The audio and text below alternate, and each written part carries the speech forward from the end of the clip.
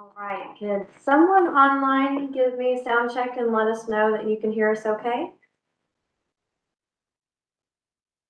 I can hear you. Great, thank you for that. And All right, we'll go ahead and get started, and we'll sort of call the meeting of both of the pension board and deferred compensation board to order, even though right now we don't have a quorum, but that's okay.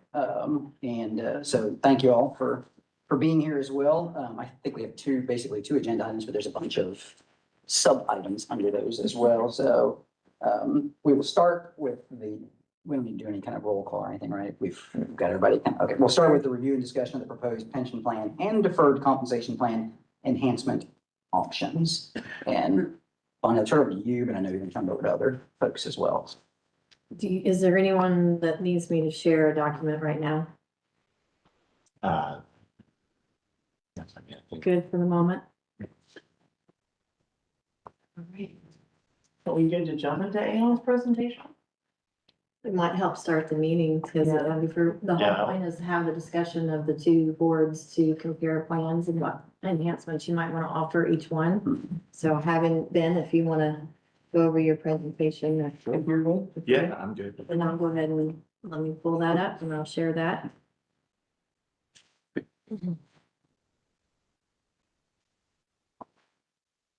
I think I met most everyone here, but for those who don't know me, I work for Aon. I'm the actuary for the defined benefit plan. Been working with you guys since 2017.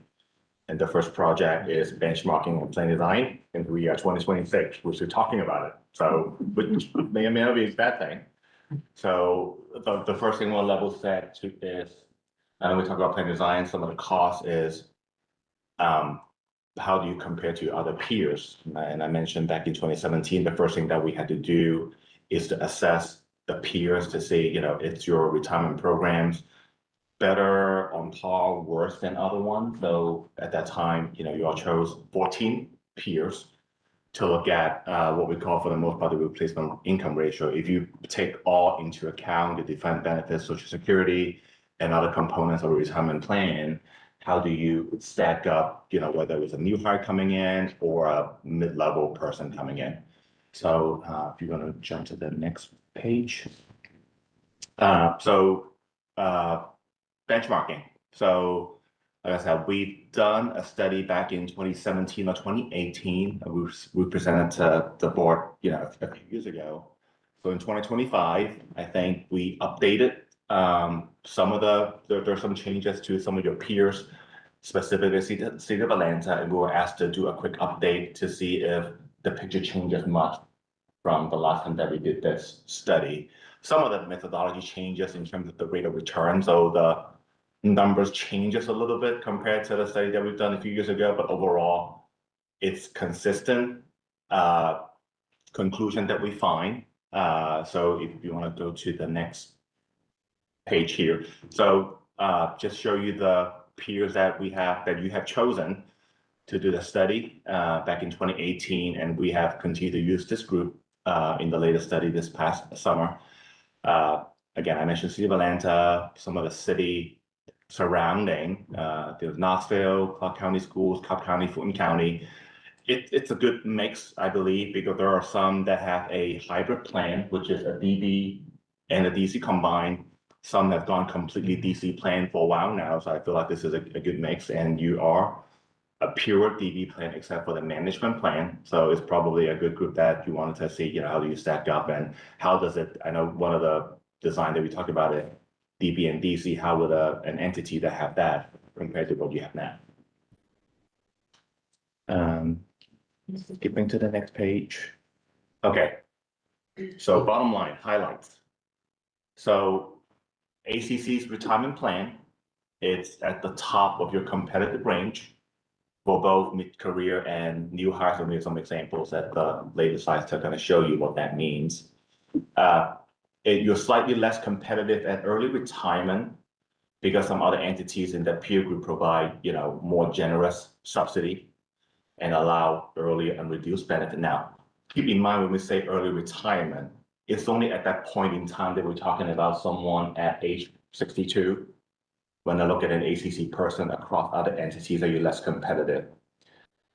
But if you think about this, somebody who has joined ACC to get to that point in time, for example, they don't have to make a contribution to the plan. So it's a little misleading when we put a comment out there, but I just want you to be clear that when we say it's less competitive, only at that point in time.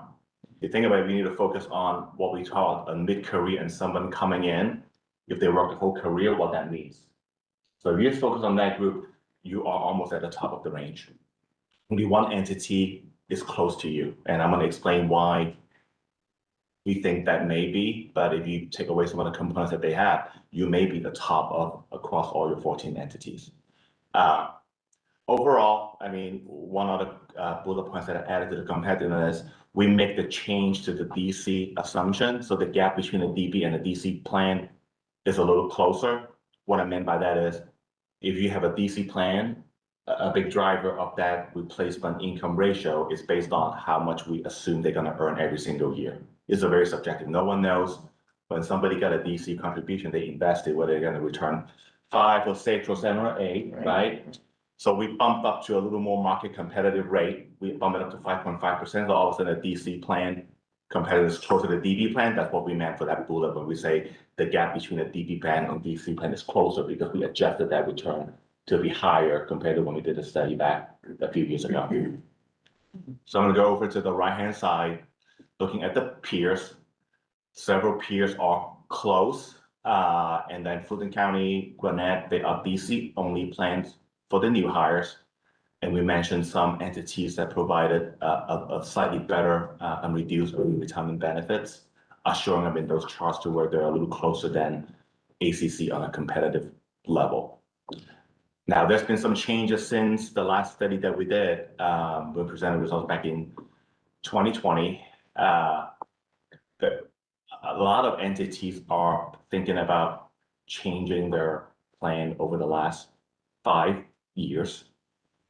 City of Atlanta is one that they actually make a change from a DC plan back to a DB plan. They make a change in 2011, and just recently they switch it back.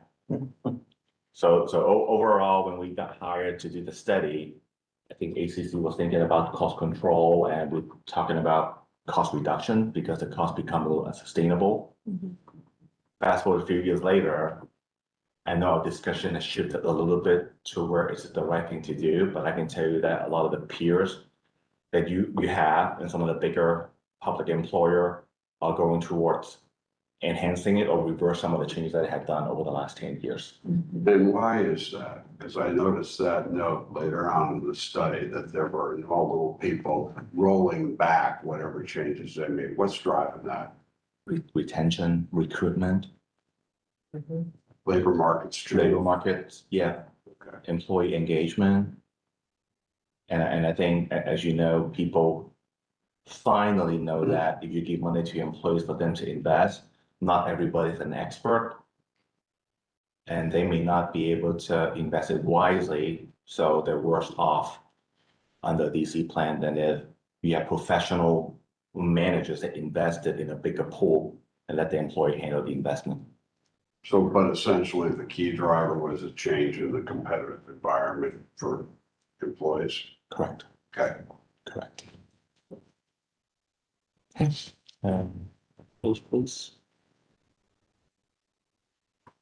So I know we talked about how ACC is at the top of the range.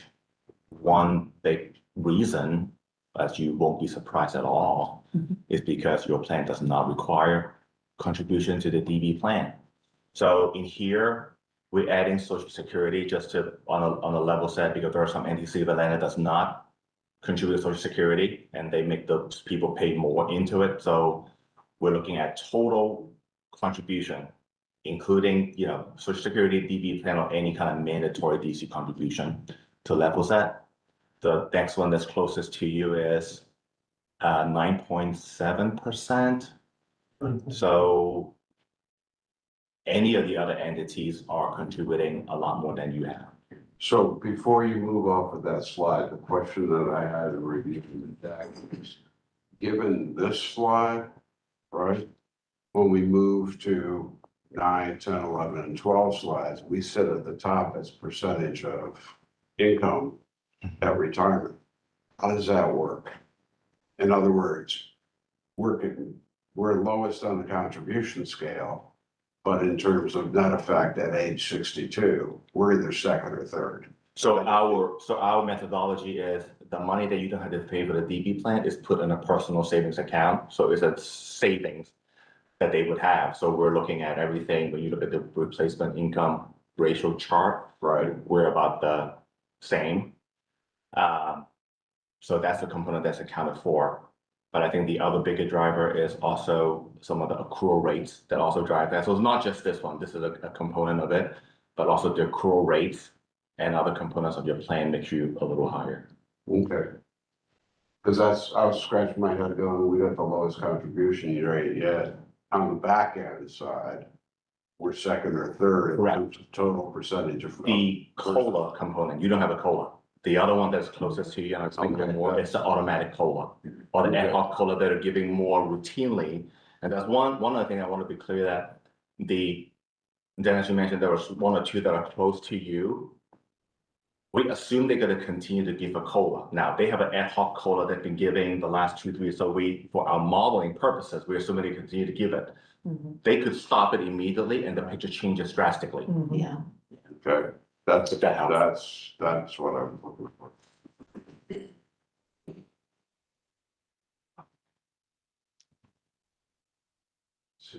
So just the first example here is a non-public safety employee average.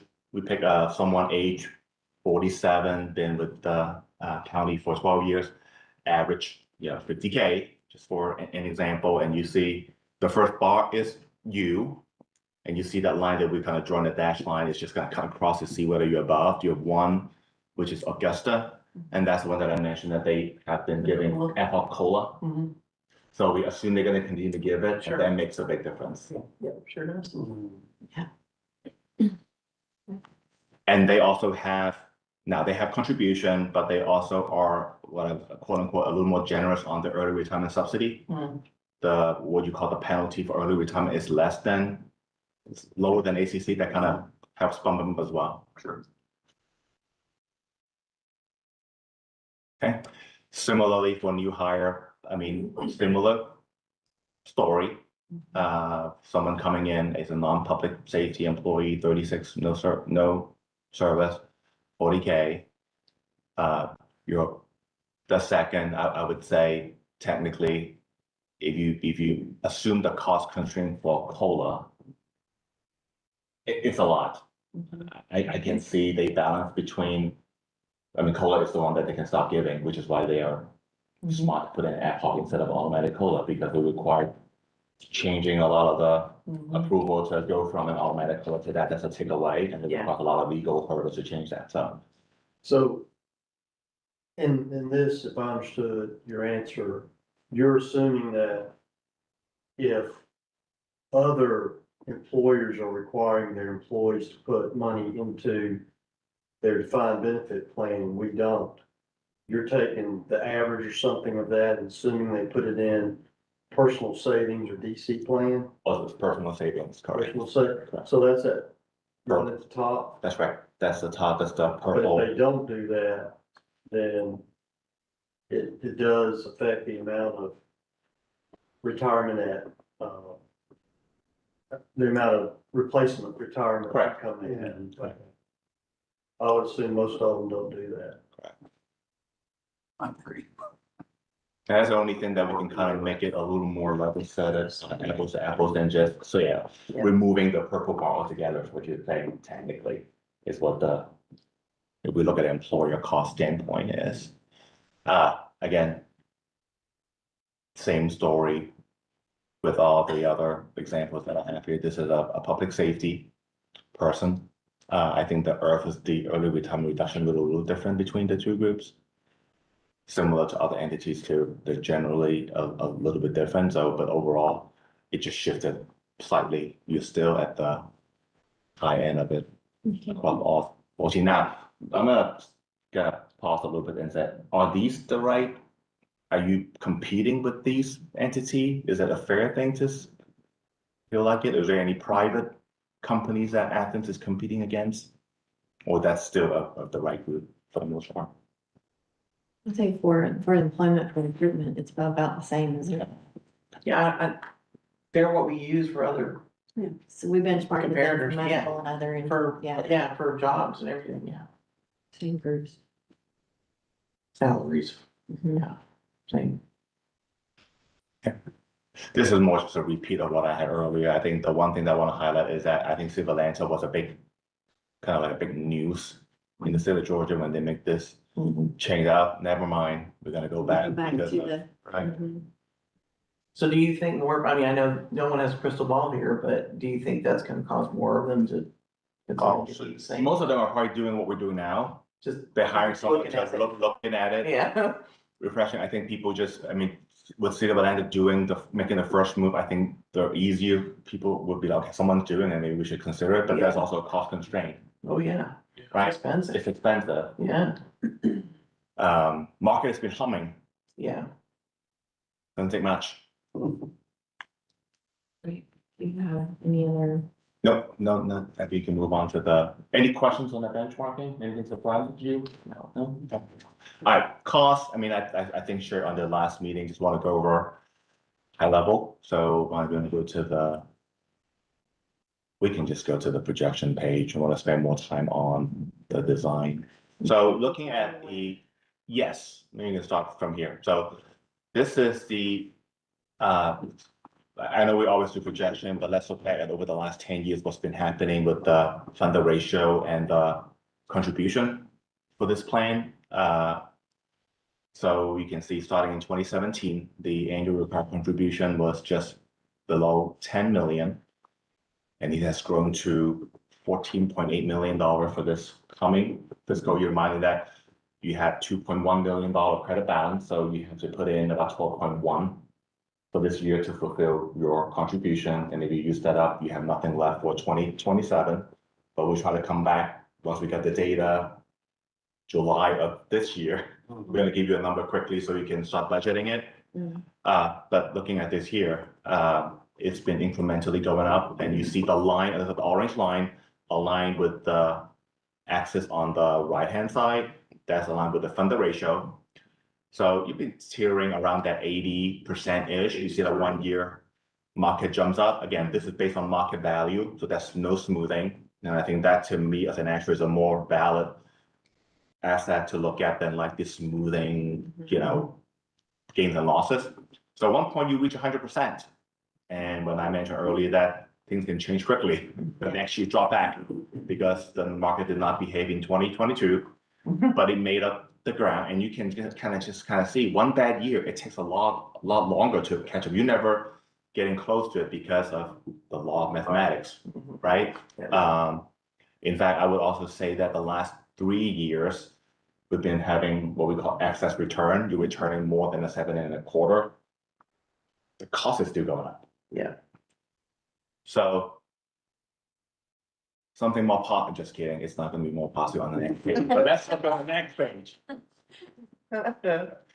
Now, this is what we call a baseline. Again, do nothing, you're not making any changes.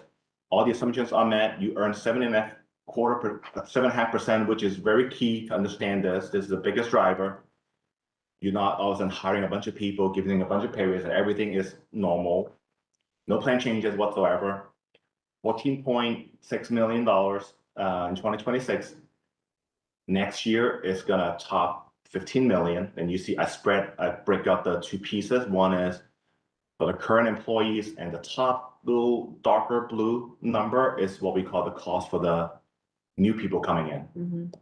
They don't cost you much yet, but over time it will. So now if you look at the total bar, it fluctuates, but it doesn't grow that much. But again, to me, when I say a baseline, to me it's an optimistic scenario because we're assuming there are no market decline every single year. Right? And I'm hiring is flat, basically, right? But even if you look at this, and I know there's people look at the funder ratio as a key metric of how healthy the plan is. And I'm trying to convince plan sponsors to not get too hung up on the ratio because it's a moment in time. It changes quickly. I mean, I would say for your plan to be about the low eighties is very healthy compared to other entities across the public. How does that benchmark against other? I think they were probably 75, maybe 70% overall. For the big entities, some go as low as 60%. Now, you are using on average a slightly higher discount rate, but not by much. The average discount rate that entities are using is about 7.25%. So it's not like you're comparing someone using 6%, 7.5%. So you are, I would say, maybe 80 percentile of funded ratio, the health of the plan. But you can see that if you're paying all this money, even after 15 years, you still don't top 100%. But I would say don't get too hung up on it. It's just a matter of, can you afford this? I'm gonna pause here. This is the pension, if we don't Right. make any changes to pension. That's what you're looking at.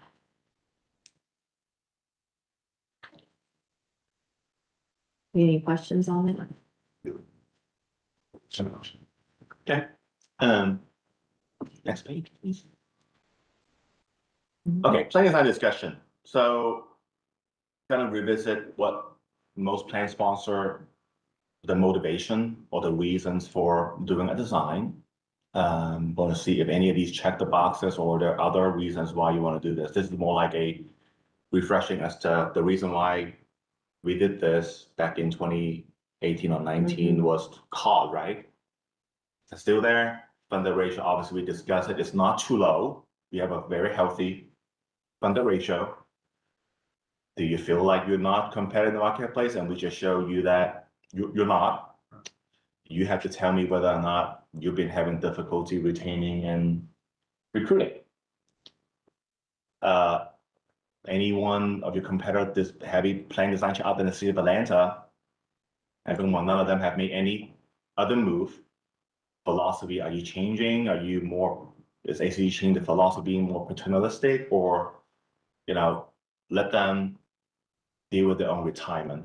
And except for some select positions, Atlanta's really not competitive because of distance.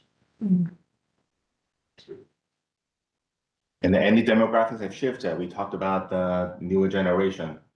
Do they care about the DB plan? Do they know they have a DB plan? Or would they want something that they can take it and leave with them? It's kind of like the benefits just in general that you don't really pay attention until you go to use them. And then they matter. So the answer is no. Well, especially I think with the, with a 10-year vesting, I mean, it's, as a new employee coming in, new hire and stuff, I mean, that feels very far out into the future. So yeah, I think that contributes to whether or not they pay attention to the competitiveness of that part. And that's where the DC plan comes in. Right. So having the two helps in that Offset area. that. Yeah, something caught my eye when Sarah handed this over to me. You had hired 750 people over the last 5 years, and you had 250 for just this last year. Yeah, So what it's gone up every year since I started doing this audit, y'all. We've had more people on the roll as of 12/31 over the last 3 years. But now we're losing them at year 2 and 3. Right. Consistently over the last 3 years. But yeah. It but- drops like 60 people. But that is probably at par with other employers as well. I would assume, I believe that's more a behavioral issue than experience issue. Is Well, most of the new hiring in public safety?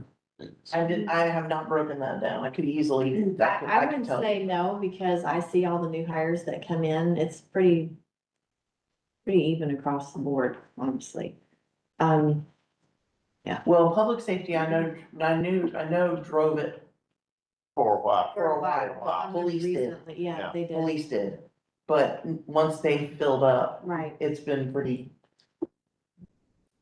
across, but I can give you that if you want it. I mean, that's a great question. Wondering, because I know for a while there, like the police department, or the sheriff, maybe even the fire to some degree, they all had a lot of vacancies, but it seems like that, at least police and fire filled a lot of these vacancies. But there's state paid incentives involved here. Right. Yes. And there's some unique things that have happened that. Right. That contributed to higher retention, absolutely.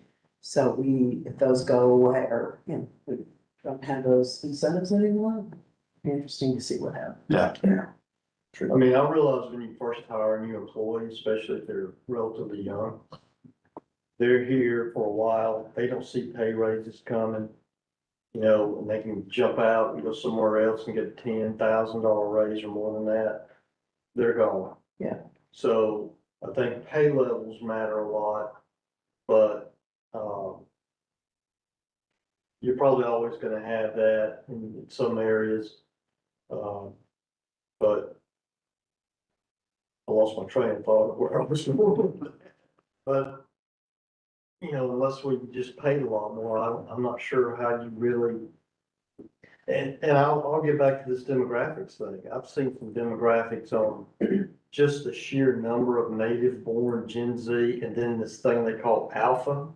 It's coming after Gen Z. I mean, alpha just drops off. It's like native born people aren't having kids. So it's sort of like in the future, if you're hiring, you're just gonna have a smaller pool to hire from. I mean, that's it. And this will probably be the first year the Spanish flu hit back in, what was it, 1918, that will actually have a drop in the US population, is what I'm hearing. I'm not In 26, this calendar year? 2025. By 25. If the amount of immigration was stopped and the amount of immigrants that left the country is what the government's telling us, then we'll probably have which we're not hiring a lot of those people anyway, so we're government. Right. But I mean, that just opens up more jobs in other areas for people to look at. So in the future, we may be talking more about pay than we are benefits, to get people in the door. I think going back to why we're here today as a joint is to determine, do you want to make changes to the pension plan or do you want to focus on the comp? Because one of the things that we had questioned was the match account. The match is not super competitive. No, it's well. I think the DC plan, the recommendations are the only affordable way to go. I know some people disagree, but I mean, when you're talking 3-something million to Right. implement the other, now, we can put out whatever we want to the mayor commission, but I know they've got a lot of other policy things they want to spend money on. And if you're talking about raises, cost of the benefits we got now going up, I just don't know how they're ever going to approach that.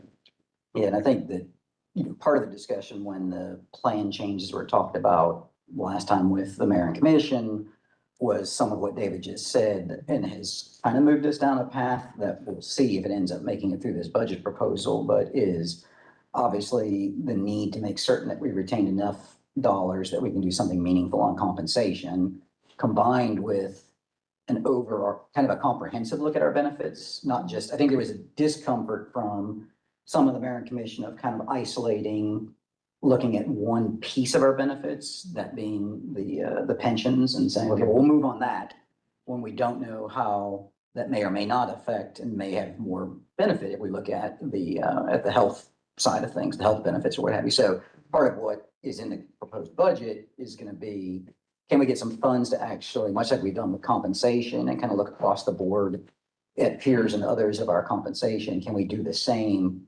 holistically with our benefits package? And hopefully that would then help us understand, maybe if we're going to spend those dollars, it'd be better spent on the healthcare plan than they would necessarily in changes in pension, or maybe pension is where we need to make that change. But so that's just in the background, I think, as we try to kind of evaluate plan changes. It doesn't take off the table one of your boxes is financial sustainability. I mean, that, can't ignore that piece. If we don't do anything, there's an increasing cost with the pension as well. So, we also have, I think, in my mind, we have that to actually try to address in addition to, so we have two things. How do we keep this thing competitive just in its current state, or sustainable in its current state? And then are we looking at changes in it along with all of our other benefits that really are really to the benefit of our ability to recruit and retain. And kind of two related questions, but we need to answer both of those ultimately. So what I'm hearing you say is that the mayor and commission all may look for a Chinese menu, right? Across. Yeah, I think they would like to evaluate, and I don't disagree with them. They'd like to evaluate and say if, benefits along with compensation are one of the reasons that people come here and or stay here. Yeah, and so we've looked at compensation and are looking at compensation. And I think they would rather look at the benefits piece holistically. Yeah. And again, though, I don't want to lose sight that preference doesn't negate the need for us to look at it just from a financial sustainability piece. Right, and then you still have to deliver it to them as an option. Sure, correct. Yeah, even if we get the analysis done holistically, we still have to come back with all the pieces that we put in it and stuff, yeah.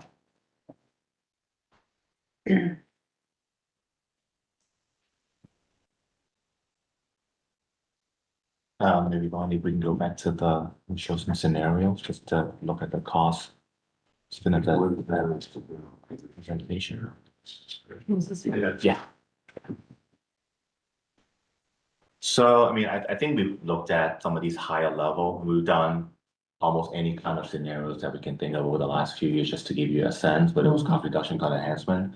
So these are the three that we had discussed over the last couple of years, or the higher level changes, or basically policy changes of how you want to provide benefits. So reduce the DB benefit for the new hires and add a DC plan, either through the 47 or some other avenues, the 4A plan for all employees. So the scenario is reducing for the current employees is no change in the multiplier is still 1.85%, but we add on 1.5% additional DC plan.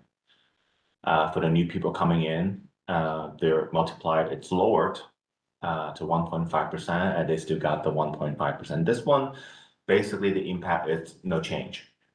So you think about like $7 million over a 30-year period, it's nothing. So, I mean, I think the reasoning for doing this is your new hire is already at the top range. We bring it down to more market. It's still competitive. You bring it down, but then again, give everybody a little bit of benefit on the other spectrum, which is a portable benefit, which is the DC plan. The other one, scenario two, it's different.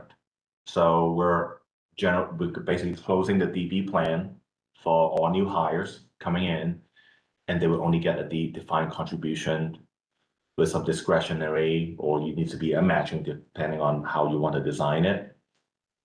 This is more as a cost savings to some extent, depending on how much you want to give to the employee. So you look at the table, sorry, it's a little misaligned, but the table there is showing you that these are savings amount. If you provide, whether it was a 4%, 6%, or 8% DC plan in replacement of a DB benefit. So you look at the lower the percentages, as you know, you have the biggest savings.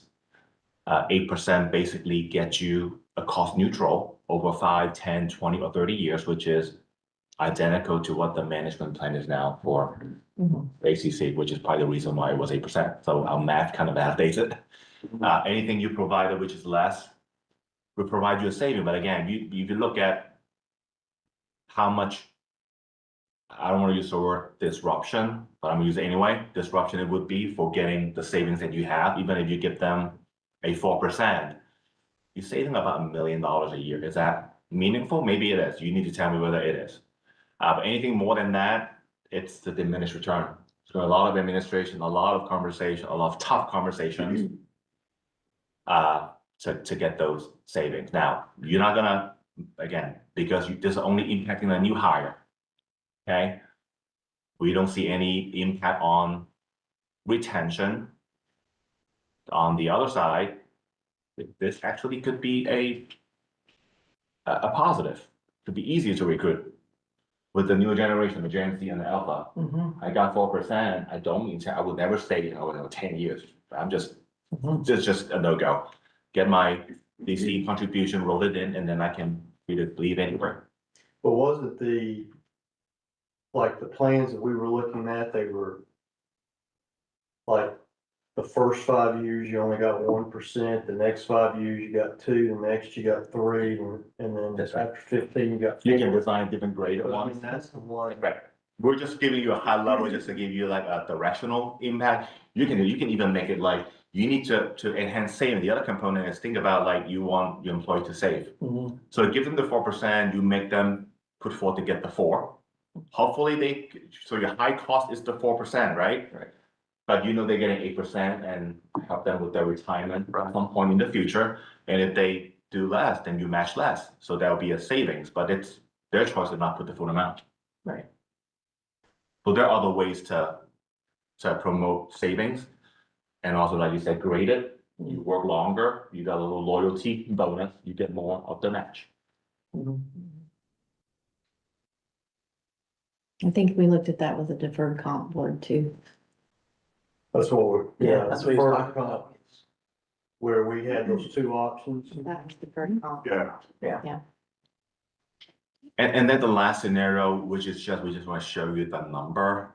I don't see this as, I mean, you definitely, John, we need to chime in on the legal aspect, even though we're not making current employee, this scenario only is making new hires make a contribute to the plan, not the current employees. Right. So those are the savings. Now, those savings are not small, Mhm. but again, there's a legal aspect, there's a communication aspect, and that's all kinds of things that you have to deal with to get those savings.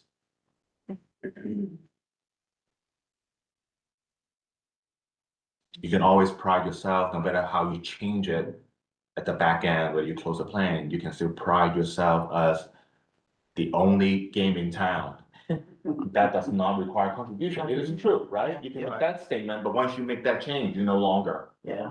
Whether or not it was real or not, someone can take advantage of that is a different story, but you can brand yourself as I'm the only big plan in the state of Georgia. Maybe if we go across, I'm happy to take a quick look to see what other plans in the East Coast or even within this area here, other states that have it. I can tell you that you're the only entity that I work on many public sector clients. You're the only one that I don't have to deal with contribution in my evaluation, which is good. Thanks Yeah, for that. I've never seen one where there's not a contribution for a defined benefit. I mean, in the various locations that I've worked or been in and with, it's surprising. It also is I mean, I will say too, in every place I've been, this is the longest vesting period also. So there's that kind of pro and con piece, but Yeah. not having any contribution. Matter of fact, I don't think we actually highlight that enough during kind of the recruitment. We try it higher, but Yeah, because I don't know that people completely click to that, when they realize that, yes, 10 years is long, however, you don't pay a dime. right, you stick it out, you don't pay a dime. I mean, it's, defined benefit programs. That's right. They get past that 10 years. Have we ever, I guess a question is, I mean, obviously you'd have to figure out how you explain this, how you put this in terms and language that folks understand, but have we ever asked these questions of our employees? I mean, I'm looking at Jeff because we're getting ready to do the employee survey again. We're getting ready to start that back relatively soon. And I guess, I mean, you have to make it in a way in which it's understandable for folks, but just to say, hey, when you came in, if you had these considerations, which of those would any of those have played a role either in your coming here or you're here and you're staying here? I don't know if we've ever asked that of the employees. I mean, our last employee survey, we asked questions about, do you understand your benefits kind of thing? But I don't think we've actually ever posed to them, if you had a choice of this, or this, which would appeal to you, to my knowledge. Anybody correct me? And back to the first survey you did about, do you understand the benefits? If you don't, how you answer that? Then on the second survey is automatically skewed. Yeah. Sure. Cause I do see, for me, I mean, if even answering some of the questions about what the impact might be on recruitment, for me, it's a little bit different depending on what you're recruiting for also, because, if you're in that kind of mid-level professional position, you're recruiting for, not only are our peers a bit different, but their considerations are very different than a new hire too. Then, they may be coming from a defined benefit program that they already have a pull in that community to stay there. And do we offer enough to lure them? Maybe a very different answer to that question versus somebody who's 24 years old, who we're recruiting for a frontline job. And I know we can't build the plan for different roles, but I think we do have to take into consideration. And we are predominantly recruiting those other positions that are the younger positions that are coming in, but we can't forget that we've also got to be competitive when we're out there trying to hire an engineer, or we're out there trying to hire, a director. And the management plan gives us a little bit of flexibility with that, but. Do you think having both the deferred comp and the pension plan helps in that area? Probably. I mean, it depends. It probably depends on what they're coming out of. I'll use myself as an example. And, I hate it that I couldn't choose that I wouldn't choose the defined benefit, because as a city manager, 10 years is forever. Because all of my retirement has been defined benefit, and I absolutely would prefer that. And even better, I don't have to pay anything in it. So for me, it was actually a consideration of, do I leave a defined benefit world into the others? Others would view it as a positive because of the portability, and they may already be coming out of a program that they can go ahead and actually use this and kind of attach to it. So that's just me, but it was because I was coming out of defined benefit programs. If you're not, it probably is a benefit to have those choices. If they fully understand the choices, which is not always easy. Completely different issue. Yeah. There's another consideration too. On the DB plan, what makes that so difficult to me is that, we're not a law firm. We don't have everybody sitting behind desks, going to meetings all day. There's people out there that actually do hard work. And whether it's like, I don't want a 60-year-old fireman showing up to my house. I'm not saying they can't do it, but it's a lot harder than at 25 or 30 or 40, I know that from experience. So there's jobs like public safety, there's jobs like public works, where you see the guys out there, public utilities. Those are like manual labor jobs. And if we keep, they already can't claim any social security till 62, okay? And you don't get full retirement now till 67 on social security. You can't have a guy working out in hard manual labor or manual intensive, physically intensive job until they're 67 years old, 62, even 60 stretching. So if we had a DB plan for those type positions, however we would categorize them, that says, if you agree when you come in to pay some employee contribution, you can retire without any penalty at 55. There's got to be some give and take on it, but that's 5 years earlier with no penalty. And then if we had a little better matching on the DC plan, so they got that too. And then, like you were saying a few minutes ago, some of these like public safety jobs, they have a state component too. Then they could retire at 55. Now I say that because, I worked in one city in Georgia where public safety retired at 55. Okay. And then I worked in South Florida for a while, which was fully unionized. That was a whole different world for me. That was 20 and out if you wanted to, but you contributed a huge portion of your pay to that, 6.5 to 9.5, depending on the multiplier of the plan. So those places understood there was a difference in types of jobs you did. Now, a lot of that was just public safety. It didn't include public works and all that. But I think about, unless you're in administration, there's just a lot of these jobs you can't do at 60 years old. And there's plenty of research out there that just life expectancy past that retirement, public safety specific, is less than stellar by far. I will tell you, wholeheartedly, I'm turning 60 this year. I would love to still work with Jason, but I could not. Even though I'm in relatively good shape, I would not be able to perform adequately in that department any longer. And you also make In a second. it on the healthcare, on the health insurance Yeah. side then too. If we keep the folks longer, there's actually a cost that comes along with that also that. You start getting the guys wanting to get stuff repaired, going on workers' comp. Yep, yep. Falling out for different things and then. Yeah. Well, I know at the city of Smyrna, like, it was 55 public safety. And there were a lot of people who were policemen. They retired at 55. And then they started experiencing a lot of health problems because all those years of stress suddenly ended. I don't know what causes this. I'm not a doctor. But all of a sudden we had a lot of medical issues with people. You had to start preparing them years in advance to be healthy and stress control when they get to that, 55 and retire, because then afterwards, all that stress goes away. It's like the body, it's like somebody that smokes till they're 70, then quits, and then they get cancer 2 years later, it's like, what? Yeah, so. Can y'all hear me? Yeah. Yes.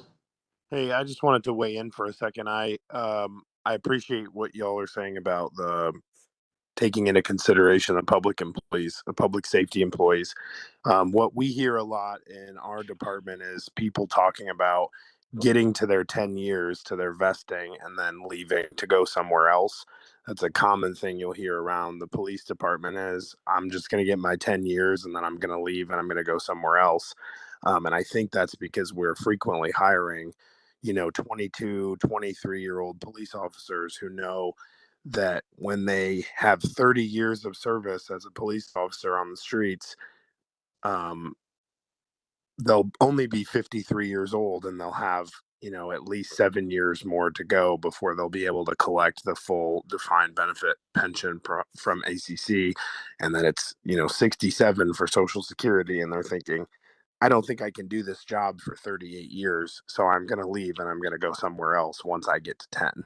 So that's the problem that I see on our end with the retention of employees beyond the vesting period is kind of the outlook for most people in my department is once I get to 10, I have to find something else because my options are 15. Once I've done 10 at Athens, I can go do 15 at X agency and then be done completely with 25 years of service and 2 pensions.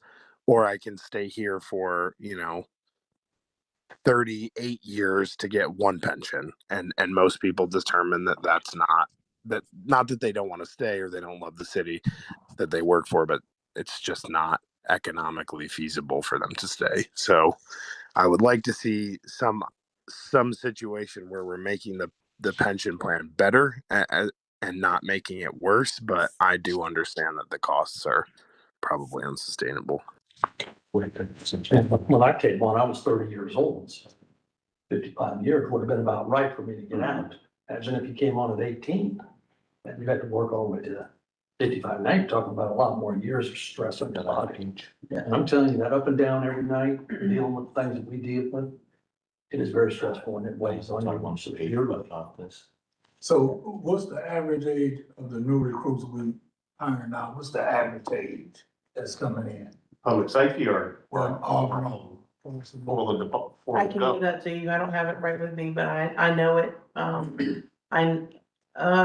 It's in the low 20s because the average age that they would retire, like for the class of 25, their average vesting age was 44. So we're low 20s. Oh. And that's what it's been for about 10 years. So. Yeah. I saw at this one last page here, which may be a good segue just to look at some of the costs. I know we talked about most of the new hires coming in and, what about the people that has been here for a long time, the legacy people, what can we do? Or what would be the price tag to address some of the things that's commonly coming up? Like, okay, I need to wait another 10 years after the service because of, the requirements that is required for ACC. So, again, so these are some of the a la carte items that we've cost out. Again, this is the cost for all general and public safety, no difference. Everybody's getting impacted, just to give you an idea of the cost. So, rule of 80, meaning like if your age and service combined hit 80 or 85, the first 2 scenario, you will get unreduced early retirement. That kind of somehow address the firemen, they can just be out when they're ready, they're having to stick around longer, even though they hit that, just to give them a little, But this is a pension call from. is it a Yeah. couple? Correct, Okay. correct. It's not cheap, as you can expect, so it's 2.3 million if you allow 80 and out, and a little cheaper, it's 85 and out.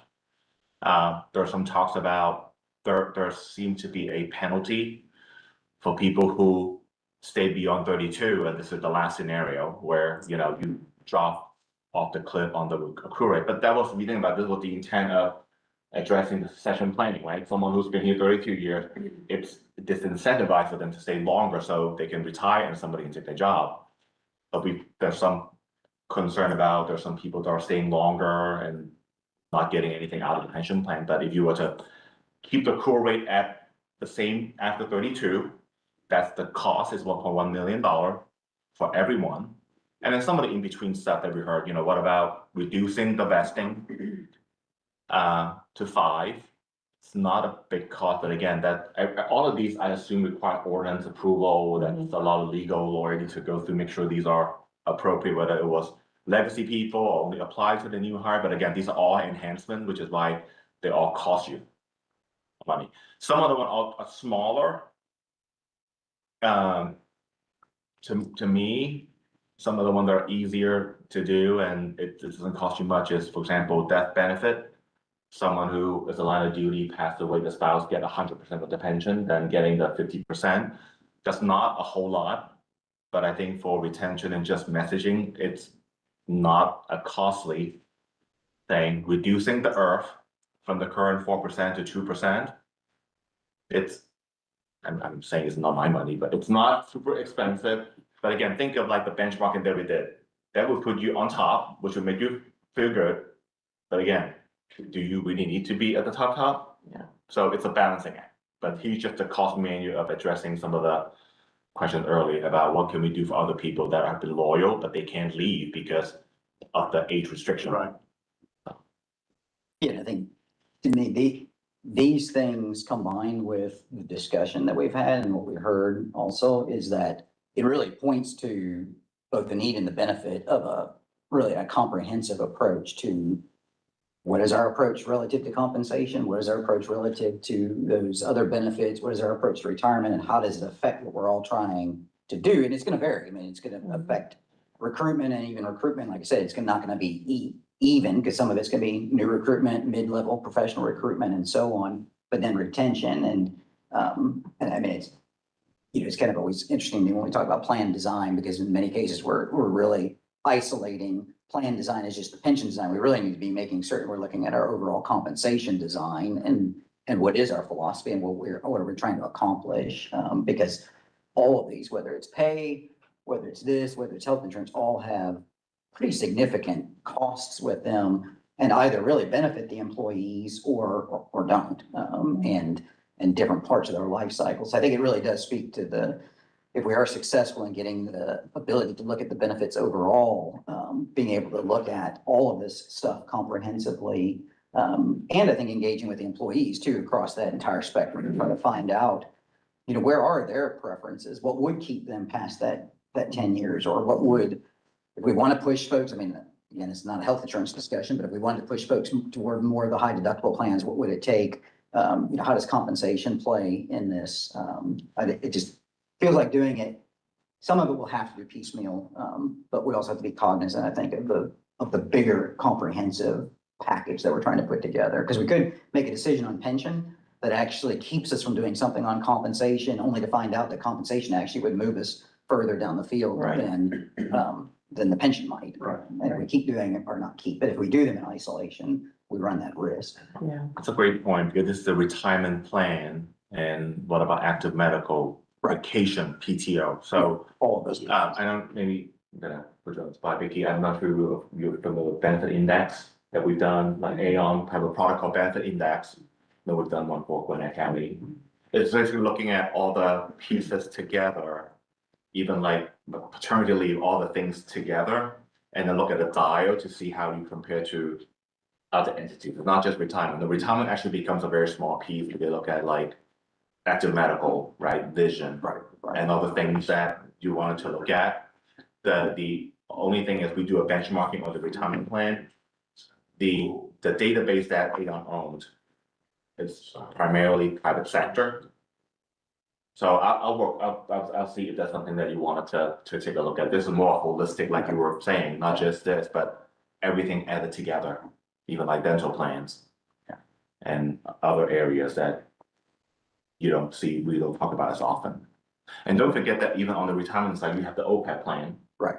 Right? For post 65, they got a subsidy. Mhm. And I would say you're a little unique to where post 65, you don't require people, you just give them money as another cost impact. I don't know how much you promote to your people. That's huge. Yeah. And I guess it's also that question also begs on the return question. What are we getting? What is the return on that investment? Is that helping us recruit people? Is it helping us retain people? Or is it just people are realizing the benefit? And I think those are questions that we have to ask as we go forward and kind of crafting the plans. So for you, Bonnie, and for others, I mean, obviously this is partly a discussion, but is it really just to have a discussion? Is there intent to kind of move us towards some conclusion, or are we just kind of all comfortable with saying, hey, this is a discussion and it's going to continue to unfold going forward? I don't know ultimately what the hopeful outcome is here. So. I think that the joint was called together to give each board an opportunity to share their ideas for either plan enhancements or at the same time, the cost of the plans, and to see if either board had a recommendation of a change. Okay. I think that was the original idea behind the joint. Yeah, I think ultimately is to hear from both sides, DCDB, and then holistically, what makes most sense for the employees? Is it better on a DB angle, or is it better from a deferred comp angle? Holistically, what's gonna benefit the employee most? And then what the appetite is for the mayor and commission ultimately is for the decision. Yeah. As to an enhancement one way or the other. Yeah. Next month, because we've already come up with 2 recommendations, Right. each board. Right.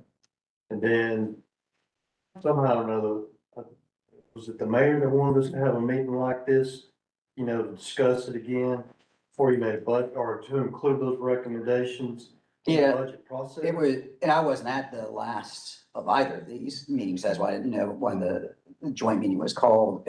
The way I would describe what was coming from the mayor probably fit more into wanting those 2 recommendations to be assessed against a broader assessment of benefit changes overall. But that's how I would characterize it. So, I mean, it kind of feels like if the 2 boards are still comfortable with what they put forward as recommendations, that's fine. I think there just needs then to be an understanding that it's probably going to sit there along with the bigger assessment of all of the benefits. And ideally, each of those other benefits would have similar recommendations, and then each of the boards and the mayor and commission are gonna have to sit down and kind of evaluate across that entire spectrum. Sure. And say, now which one of those make the most Yeah. sense? So that's, I guess, how I would characterize it. And in fairness, that was the mayor and the mayor pro tem in discussion as it was coming forward with the agenda. So it hasn't been a broader discussion with the commission as a whole. A little bit of it come up with the budget requests when we try to explain them why we're asking for funds to look at a broader benefits assessment. We'll have a sense of where they are on it and stuff, but that's kind of how I see Yeah. it fitting in. Is each board familiar with what the other one submitted? But, and that's what I was gonna ask is, at least from the defined benefit side, we don't really know what was on the deferred comp. Well, yeah, we Recommendation. included it. I included it. Not in what? But discussion wise, Yeah. yes, Email? In the email, what we all came to and what was presented at the work session. Is Right. it in one of these slides? Or one of the- Yeah, I sent it to. And we've That- made no changes this to one. that since that Yeah, we haven't changed it. We have not. presentation. Mm-mm. Okay. You know, I think we've kind of been in a holding pattern. Does somebody own that, the pre-compensation piece, and does somebody own the health benefit piece of that menu? Because we've got two of the four pieces. Yeah, it's ultimately gonna be worked through so HR owns the compensation assessment, which is nearing completion, so that'll be one piece of that puzzle. And the public safety piece was already a piece of that. And then ultimately, similarly, HR will own that benefits assessment as it goes in. Gotcha. And then what, in kind of a perfect world will happen is the results of all of those, and then none of them are gonna come in sequentially like we would want them to together. So we'll have to make some decisions, even at the administrative level, say how far do we go on any of those one pieces until we can look at all of those pieces together. And that's why I say, on the pension side, maybe we have to look at financial sustainability before we can look at plan changes, just because it's more imminent. Compensation study is gonna get done before we do a benefit study, so we may have to look at how do we start implementing that. We already have on the public safety side. But basically, it's gonna be two owned by HR, two in effect owned by these boards that have support from HR. And then at some point, we know enough across the whole spectrum of those to start making more comments. So the two boards have already delivered recommendations. This is actually, what we kind of submitted, or what we did submit at one point. This is the DB plan. Yeah, this Side is of what it. was presented last April. And then, so this is the DB. This is the plan design that they talked about possibly doing with the costs and considering the OPEB as well, because you really need to make sure that that stays into consideration. And then this is what we also put for, the board decided for the deferred comp as well.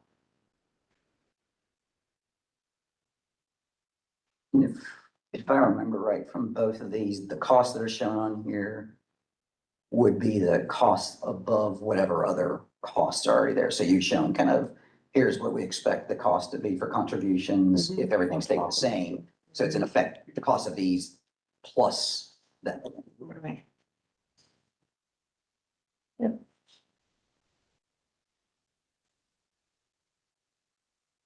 So, does that make sense? These,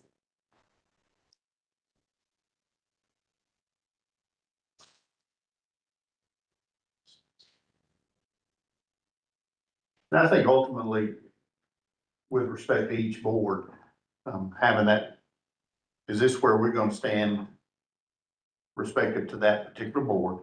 Mhm. And then push that forward for the HR, and then ultimately a holistic completion decision might get a little bit here, might get a little bit there.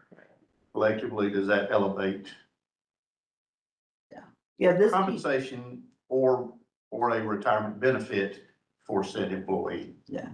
And I think it's a fair way of describing it. It's kind of the question, I guess, in front of the two boards is, are you, to put it simply, are you still comfortable with the recommendations that we'll put forward? Are there anything that causes you to change that? And if there's not, then those recommendations still stand there. Just understand that at the moment, they're standing there while compensation assessment and benefit assessment's getting done. And it may, when those come back, it may warrant both boards to revisit those recommendations. Sure. Say, well, in light of those things, we would make these changes. Right. But I think that's the question to me, is that are both boards still comfortable with what was recommended and without any further change? And if so, then we know where that is, or are there changes that would be? it's a good question. So, seeing that this is what was presented for both boards, like Bob said, are you all still good with? Going through? well, and we can finalize that at the upcoming February meetings. Individual. Right, but Yeah. there, today's just discussion. Yeah, There's no yeah, writing right. that's gonna I happen. think part of it was so that we could see the other information that you had to kind of show Right. a little bit more about peer communities, and would any of those things cause tweaking of this and stuff. And just so everybody understands, these couple slides that, Bonnie's showing were, In the work session. they were done during the work session, which is when mayor and commission also see all of the other benefits costs that are anticipated for the upcoming fiscal year. So we're talking your health insurance and, dental, vision, all those things. Life insurance is in there too, isn't it? Everything. Yeah, everything. So the whole benefits package, that's why this is included in that work session. And that'll be, that's the March, April work session. And that's a good point too, that even though in the budget, we're talking about being able to look at all these pieces, they'll actually have a first real kind of sense of that at that In that that work session. presentation, because they'll actually see to some degree won't be an analysis yet, but at least all those pieces fit together and then we'll know, okay, do they want to actually go forward in a holistic way or would they prefer killing a piece of it? Right, So we meet next month. we do, We meet next in month. February. Mhm. Yep. February 4th and 11th. So it sounds like then folks are comfortable with stay the course at the moment. Each board individually will kind of solidify that, knowing that in April, there'll be this first look among the mayor and commission as a whole, kind of how all these things are at least on the table together. And again, are they open to looking at it holistically or do they want to piecemeal things? Right. Okay.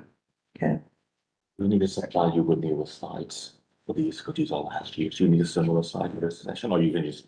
If you could do an update one, that would be great. Yes, yeah. Because I just we projected 14.3, now we're at 14.8, so I want to make sure. Mhm. Yeah, this is from last. Yeah. This is from last. That's correct, but do I need to We'll put update. 5-year in it too? Just- Yeah, we would need to update anything if they, once they solidify what they want, yeah, we'll get, if we can get updated numbers from Aon, that would be fantastic. And there'll be a March latest for that. Yes, please, because we need Yeah. to show it to managers of March. We're trying to get a call at some point. Yeah, that's fine. This is how- We'll do it. Well, he's saying just so that you're all are following this, the 14.3 projection has already increased to 14.8. So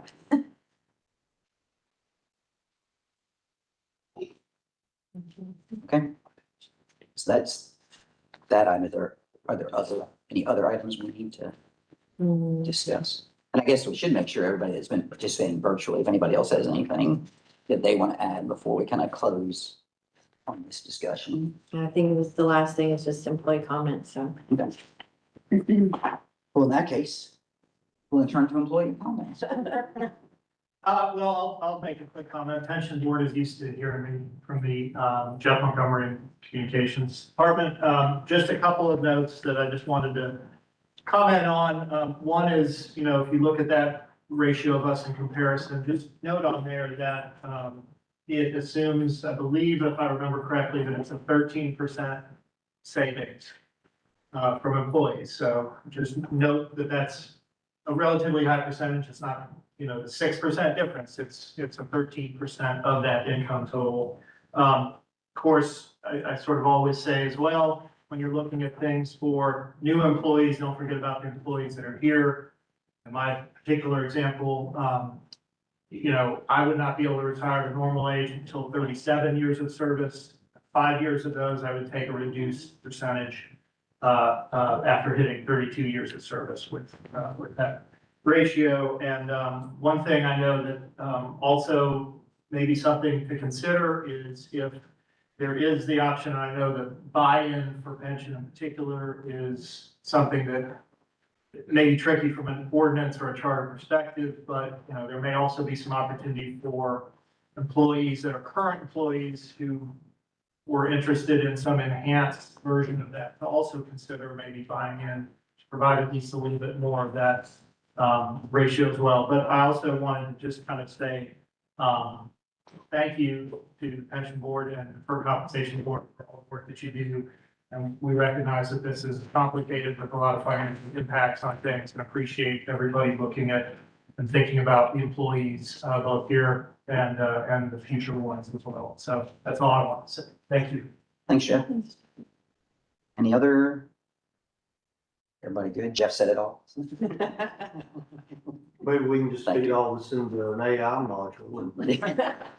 Tell us what we're supposed to do, right? So, yeah. Uh-oh. Those times I are gotta get- coming up.